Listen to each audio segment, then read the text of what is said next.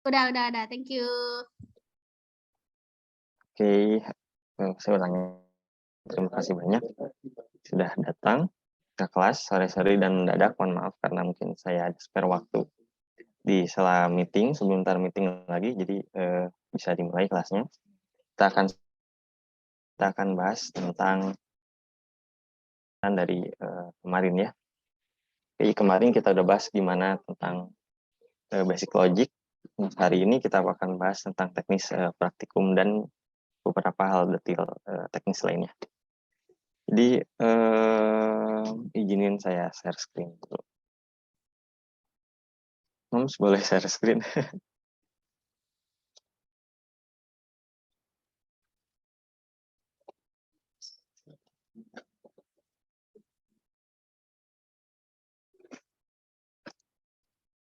Moms, Ibu Dela, Bu, Moms? Ya, kenapa? Share screen-nya disable. Oh, disable. Ya. Aku lempar kemana lagi nih? Dulu. Kalau aku lempar ke Ejas masih bisa ini nggak sih? Co-host ya Ejas? Iya, co-host aja, Moms. Nah, udah. ya, Moms. Sorry. Kami lagi rame di Proding Jazz.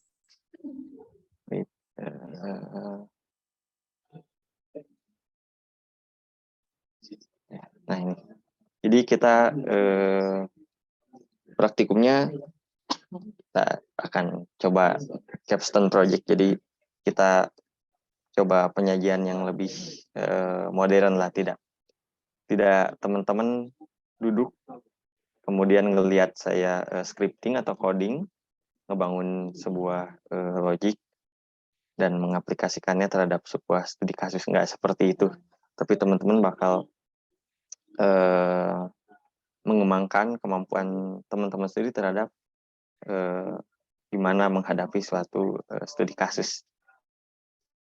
Itu keuntungannya teman-teman bisa mencantumkan proyek ini di profile ya teman-teman, baik itu di LinkedIn atau di CV dan macam-macam, sehingga bisa fondasi profesional di teman-teman gitu. Ntar kita bahas di pertemuan terakhir berkenaan dengan hal tersebut lah. Nah, pada pertemuan ini kita akan bahas tentang gimana ke depannya. Jadi proyeknya kita balut dengan bungkus capstone project. Nah, penyajiannya ini per kelompok. Saya belum dapat detail dari ketua kelas Julidio berapa banyak mahasiswa di spasial data mining ini. Nanti bisa dikirim saja ke saya berapa orang anggotanya dan karena pembagiannya itu ntar lah gitu. Tapi penyajiannya ini kelompok, jadi teknisnya gini. Pertama itu teman-teman akan ngangkat satu permasalahan. Jadi kelompok akan mengangkat permasalahan spesifik aja. Jadi jangan permasalahan general. Karena kalau permasalahan general dengan perhitungan konvensional itu sedikit overview ya, sedikit melenceng. Kalau permasalahan konvensional yang general itu dia nggak bisa pakai karakteristik, dan dari beberapa permasalahan yang mencoba ditabularkan itu terlalu banyak, sehingga yang paling tepat adalah menggunakan dinamis ya, jadi dynamic mode. Itu kita pakai aja, let's say contohnya apa ya, misalkan pengamatan TSS misalkan di muara XXX gitu misalkan lah, seperti ini anggap. Nah, ini contohnya gitu. Nanti setiap kelompok akan mengangkat suatu permasalahan gitu. Nah, selanjutnya yang kedua, setiap kelompok akan melakukan scripting atau coding di Google Earth Engine. Jadi akan melakukan code implementations berkenaan dari berkenaan dalam langkah-langkah menjawab permasalahan dan tantangan yang sudah dijabarkan di permasalahan spesifik tadi gitu. Jadi di teman implementasikan tuh gimana cara mengamati TSS tadi, in case TSS tadi. Nah, praktikumnya tidak dilaksanakan bareng-bareng di kelas enggak. Jadi setiap kelompok punya permasalahan masing-masing. Misalkan anggap ada kelompok pertama TSS, kedua NDVI, ketiga itu misalkan salinity, dan yang keempat misalkan sea level rise, misalkan seperti itulah. Nanti masing-masing kelompok akan melakukan scripting. Jadi setiap minggunya kita akan presentasi berkenaan dengan sudah sejauh mana dan sudah apa yang diraih. Jadi fokus pembahasannya kita akan coba seperti pembahasan capstone project di beberapa leading top university di Asia lah. Jadi pembahasannya bukan lagi berkenaan dengan nanti teman-teman menghadapin error message apa, kemudian saya mencoba men-solve, itu enggak, itu bukan seperti itu caranya belajar yang baik. Jadi kalau ada error message yang timbul di platform, nanti teman-teman yang solve sendiri. Sudah saya jelaskan di pertemuan pertama bagaimana cara memahami sebuah error message, kemudian mencoba melakukan analisa lanjutan hingga menentukan langkah apa yang seharusnya diambil gitu. Setelah itu maka framework dari capstone ini adalah Scrum ya, saya pakai Scrum.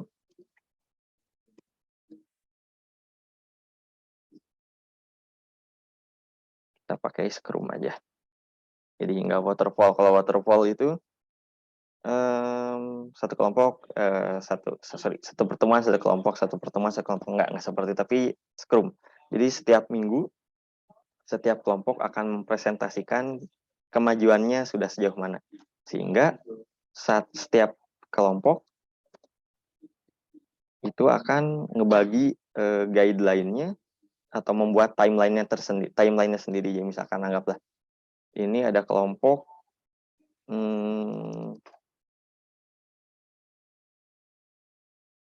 nah, misalkan ada contoh nih, ada kelompok A gitu, bahasannya tentang kesesuaian kesesuaian mancing ikan Z di wilayah X misalkan gitu. Misalkan parameternya ada TSS, salinity, kemudian juga ada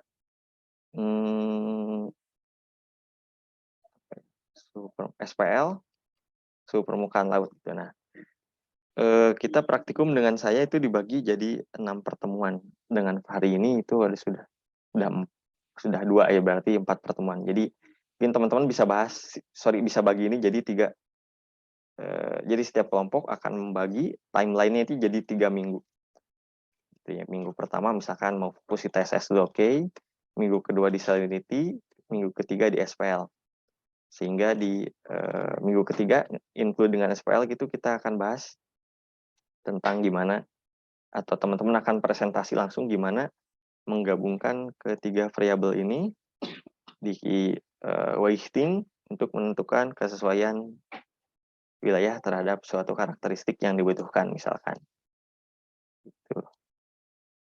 Nah, di minggu keempat kita akan coba bahas bagaimana menggunakan hasil karya teman-teman untuk sesuatu yang berguna di dunia profesionalisme lah, anggaplah untuk profile atau untuk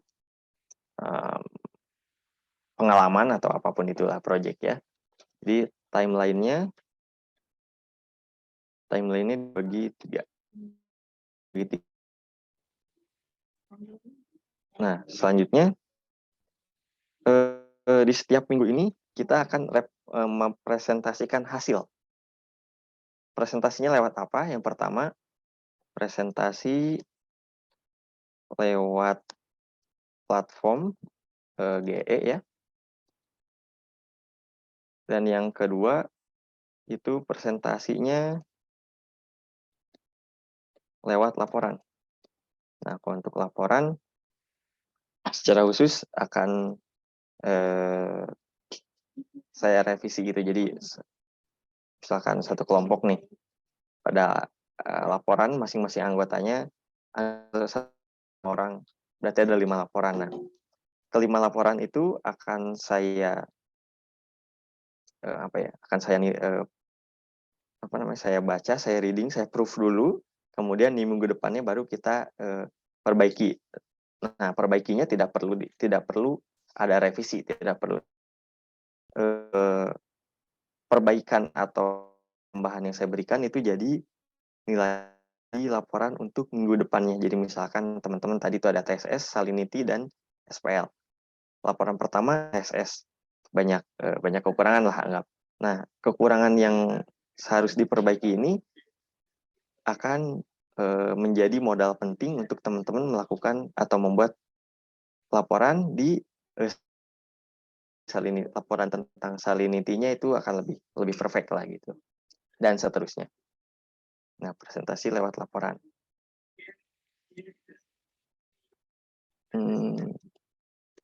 Jadi direct itu sifatnya. Nah, seperti itu. Jadi pada saat gambarannya gini, anggaplah minggu sekarang itu praktikumnya dibagi 3 kan ya.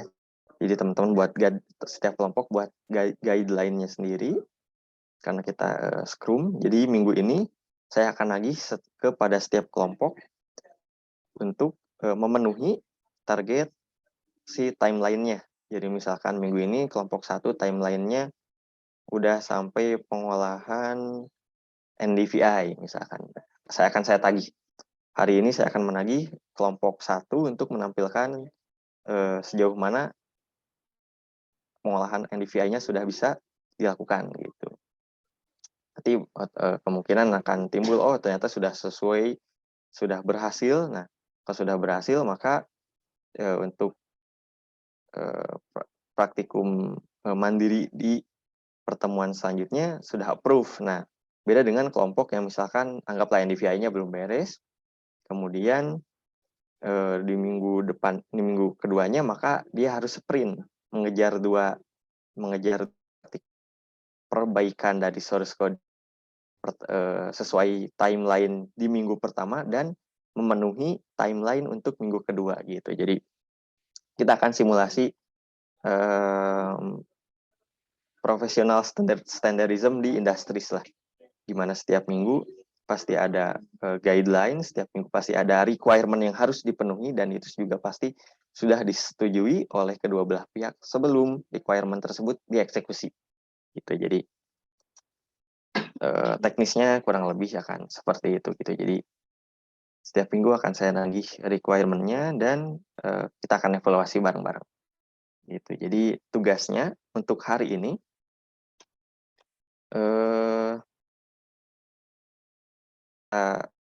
bagi kelompok lah gitu ya. Kita bagi kelompok dulu. Malam lah saya secepatnya dari ketua kelas secepatnya kirimlah data anggota siswa ke saya. Pertama bagi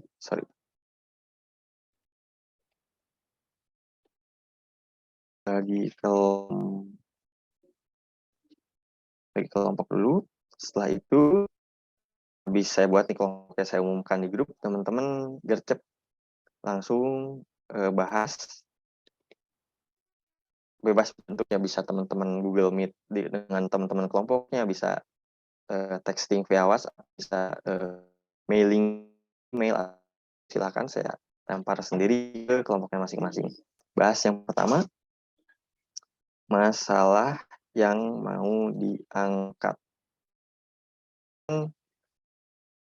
Ada beberapa hal yang harus dipastikan tentunya. Yang pertama itu adalah kemampuan penguasaan logik pengolahan data. Ya, itu paling penting. Jadi kalau teman-teman merasa tidak mampu terhadap penguasaan logik yang dibutuhkan untuk mengolah sebuah data, teman-teman perlu belajar. Jadi singkatnya, bisa saya bilang nggak perlu terlalu ribet. Yang penting setiap sprint di setiap minggunya itu terpenuhi requirement dari setiap task yang sudah kita studi bersama gitu, oke? Nah, yang kedua, setelah bahas apa yang mau diangkat,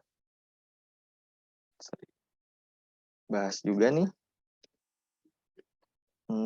gimana guideline-nya gitu ya. Jadi Senin, hari Selasa, nggak ringan hari Selasa berarti. Sekarang tuh hari apa ya? Hari Rabu. Di hari Jumat saya sudah mau Jumat deadline lah. Jadi Jumat saya harapin semua kelompok untuk bisa mengirimkan guideline-nya. Guideline-nya nggak usah ribet seperti rancang bangun sebuah sistem, nggak perlu seperti, jadi cukup texting WA aja. Misalkan minggu pertama, contohnya minggu pertama itu isinya pembahasan tikum yang meliputi pengolahan TSS yang kita Lansat 8 atau Lansat 9 lah gitu. Nah, contohnya seperti ini. Berarti ini buat 3 kali, minggu pertama, minggu kedua, minggu ketiga gitu. Nah, ini tentu butuh informasi spesifik, misalkan waktunya kapan, region of interest-nya di mana, atau area pengamatannya di mana. Setelah itu parameter penting lainnya apa gitu. Itu perlu disampaikan ke saya. Jadi deadline-nya adalah Jumat untuk guideline-nya, sehingga setelah saya approve di hari Jumat atau mungkin hari Sabtu pagi, nanti minggu depan masing-masing kelompok sudah bisa mempresentasikan sejauh mana kemajuan yang sudah didapat gitu. Jadi teman-teman timbul pertanyaan, apakah karena kita praktikum dibagi 3 minggu, apakah harus 3 metode atau 3 pengolahan? Enggak juga. Bisa juga hanya 2 metode, 2 pengolahan gitu, misalkan TSS dan NDVI misalkan ya.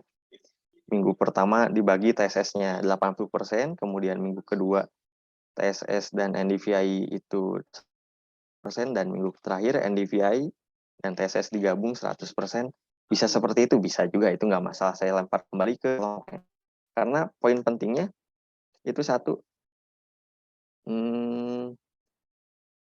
masalah yang diangkat itu relevan dan up to date lah gitu ya. Jadi relevan dan up to date karena ujungnya gini ya. Teman-teman perlu tahu nih outputnya apa sih dari pembelajaran ini. Rencananya outputnya itu nggak muluk-muluk. Cuman misalkan bikin website lah, atau bikin paper, atau bikin scientific artikel lah. Nggak seperti itu. Saya pengen cuman satu doang. Adalah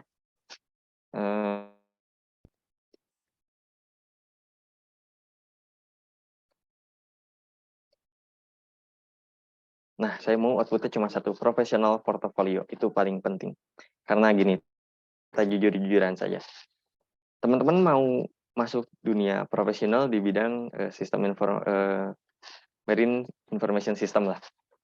Jujur-jujuran, gimana sih perusahaan yang ada di sana, gimana instansi yang ada di sana. Teman-teman saya rasa bisa jawab sendiri, dan rasanya kalau mau masuk ke sana, apalagi teman-teman yang misalkan sukanya kelautan doang, saingannya anak-anak Undip, anak-anak ITB, anak-anak Unpad, anak-anak pokoknya universitas-universitas keren lah. Tapi kalau modal teman-teman cuman aktif organisasi doang, atau mungkin cuman aktif di kelas, nggak punya professional portfolio, teman-teman jujur nggak akan dilirik lah. Sehingga saya menekankan teman-teman untuk selain belajar tentang special data mining, konsepnya gimana, kemudian juga implementasinya gimana, tapi yang paling penting adalah teman-teman tahu gimana cara mempelajari atau cara menerapkan apa yang teman-teman pelajari, dan itu bisa jadi modal untuk teman-teman berkarir di masa mendatang lah. Gitu. Jadi masalah yang diangkat itu harus relevan dan up to date, karena ketika nanti teman-teman nyantumin di kurikulum vitae, teman-teman ketika ditanya tentang apa yang sudah dikerjakan, teman-teman bisa menjawab. Dan jawabannya itu terpercaya dan masuk akal lah gitu. Sejauh ini ada pertanyaan dari teman-teman?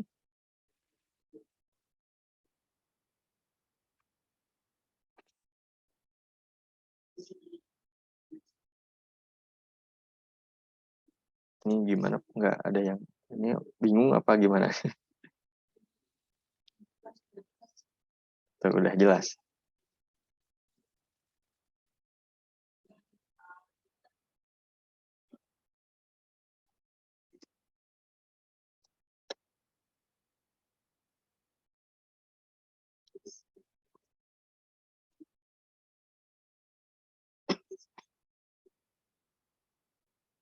Halo teman-teman, ini pada tidur apa gimana? Saya hadir.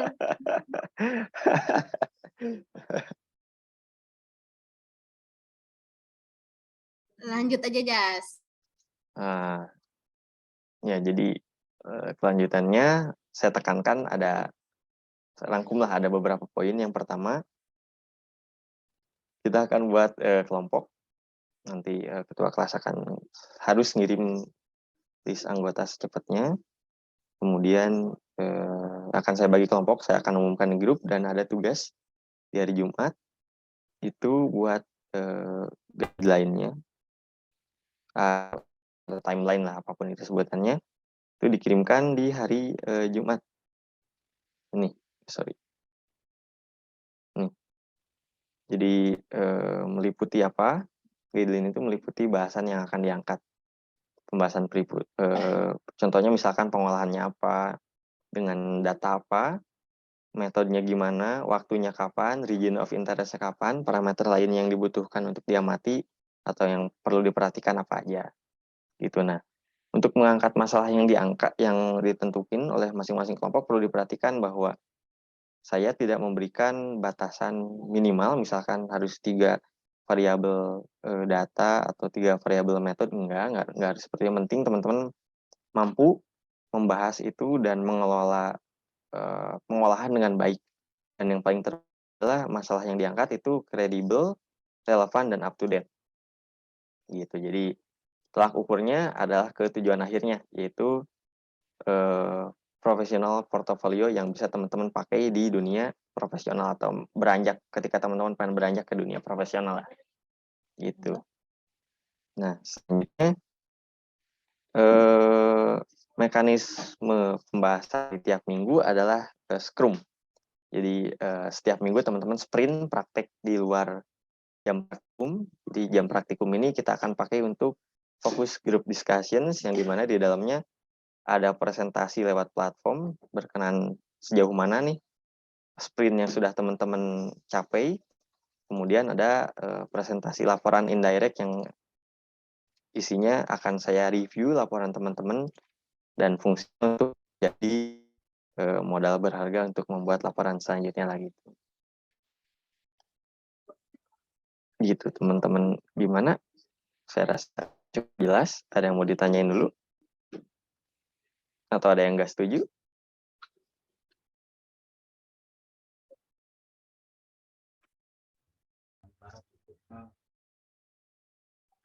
Kalau diam dianggap setuju, Jas.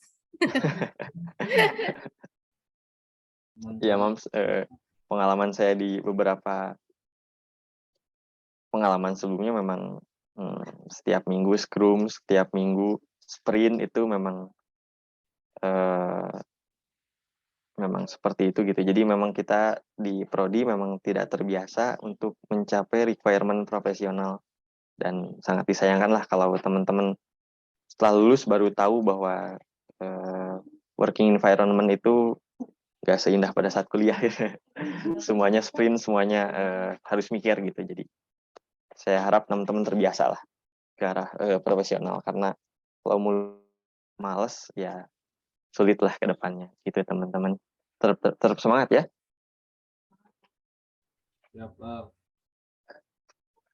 Oke, saya rasa setuju lah gitu ya. Saya kasih waktu 5 menit nih untuk teman-teman bertanya atau mikir.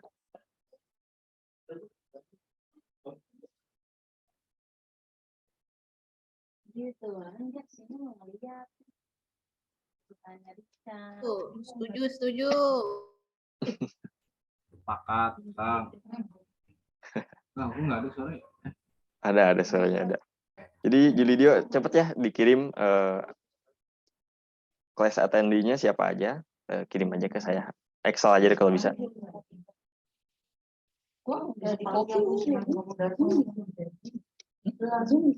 Siap, Kang. Oke, siap. Oke, kalau gitu ada 4 menit lagi nih spare waktu. Siapa yang nggak setuju? Apa pas speak up ya jangan. Kalau nggak setuju ya nggak setuju. Kalau setuju ya setuju. Kalau mau bertanya ya bertanya. Sesuatu yang paling mahal adalah waktu dan kesempatan. Saya sudah memberikan kesempatan dan waktu. Kalau nggak dimanfaatkan ya sayang. Itu mahal.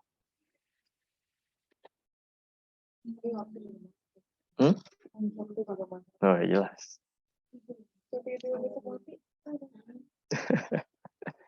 Gitu.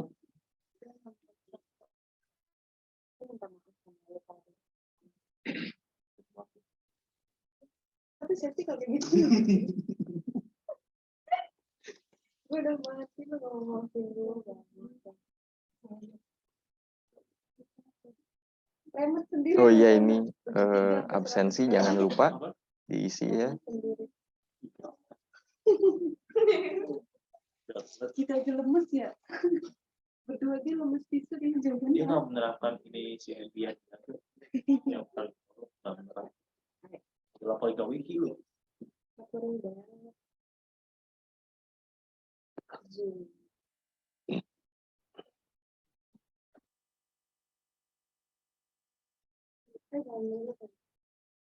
Dia malah mundur deh kalau mau kan. Thank you, Kak Andre, Kak Andre.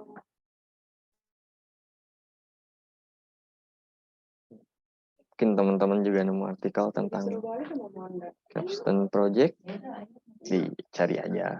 Teman-teman pengen mengikuti standarisasi capstone project yang lebih tinggi, itu bagus, saya sangat senang. Kalau ada teman-teman yang lebih pengen encourage lagi, ya it's okay, ya yuk kita kejar standarisasi yang lebih tinggi, itu menyenangkan kok. Gitu. Wah, kayak gitu kita.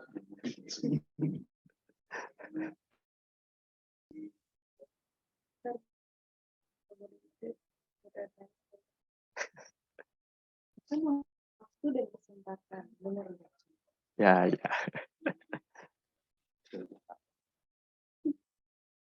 Ada berapa nih?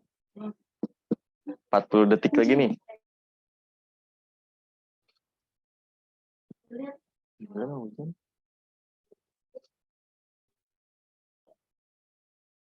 AC ini. Ya lah, tetangga gua nggak ada yang mau kerja. Oke deh, kalau gitu saya tutup aja. Saya anggap semuanya paham dan mengerti. Kemudian juga teman-teman setuju. Dari saya, terima kasih. Mohon maaf atas segala kekurangannya. Selamat sore teman-teman.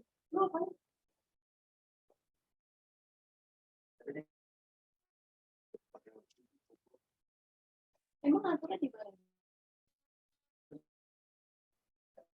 Di ruang cara. High space. Oh, working. Oh, gimana? Kayak AC panas. Oh, salah.